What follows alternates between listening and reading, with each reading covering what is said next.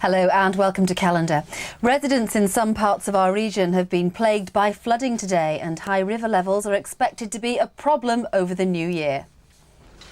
Elvington in North Yorkshire and a night of heavy rain cut off the village. It happens too often, say the parish council, and flood defences are needed here.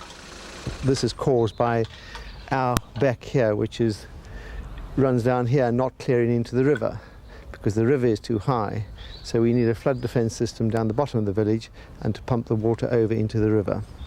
The elderly woman inside this house was the worst affected and contacted relatives for help. We don't get warned. We get no warning whatsoever. My aunt rang me last night at 10 o'clock and she says, "Diane, it's up to the gates, can you come?"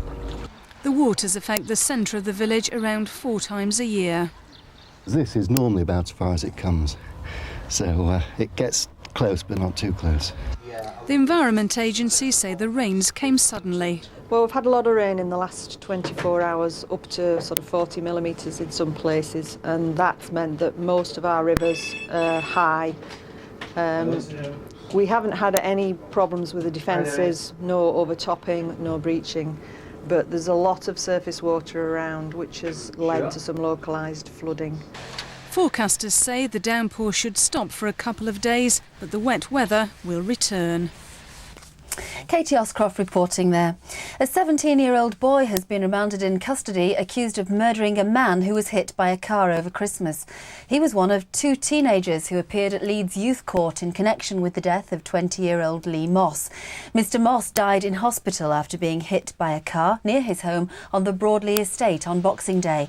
The car was found burnt out a few miles away. A footballer who stopped breathing after a collision during a match says he's hoping to be fit to play again next week. Lutz Pfannenstiel, Bradford Park Avenue's goalkeeper, had to be given the kiss of life when he was knocked unconscious in the game on Boxing Day. His wife and mother-in-law rushed onto the pitch after he stopped breathing 3 times. But now, after treatment in hospital, Lutz is looking forward to replaying the game against Harrogate Town, which had to be abandoned after he was stretchered off. I can't really remember a lot. We played a game with Park Avenue against Harrogate Town and had a collision with a striker from the other team, and well, I just felt some pains in my chest, like somebody stabbed me kind of, and then I woke up in the hospital. That's basically it. A couple who rescued a Ukrainian orphan in desperate need of surgery are looking forward to the new year with fresh hope.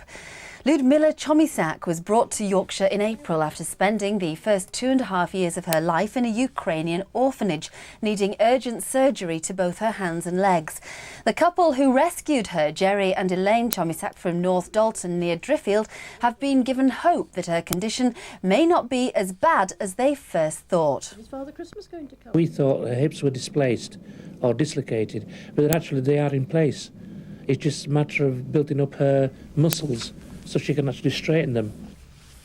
Good news for Ludmilla. Well, that's just about it from me, but do stay with us for the Calendar news review of the year, and Jeff's back with a late bulletin at 10 to 11.